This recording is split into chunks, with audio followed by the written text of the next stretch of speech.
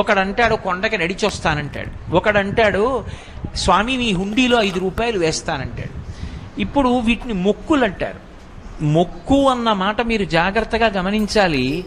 వెంకటేశ్వర స్వామి వారి హృదయం ప్రకారం అయితే వ్యాపారము కాదు. అది పాపము వలన దుఃఖం వస్తోందని వాడు తెలుసుకోవాలి. తెలుసుకుని పిలిచావు పరమేశ్వరుణ్ణి, ఆయన ఏం చేస్తాడు? నేను ఆదుకోకపోతే ఎవరు ఆదుకుంటారు లక్ష్మి? అందుకుని ఉంటాను ఈ కలియుగంలో వెంకటాచలం మీద. ఎవడు ఎక్కడ ఎంత మౌనంగా లోపల లోపల పిలిచినా నాకు వినపడుతుంది. నేను వింటాను, వాణ్ణి ఉద్ధరిస్తాను ఆపదలోంచి.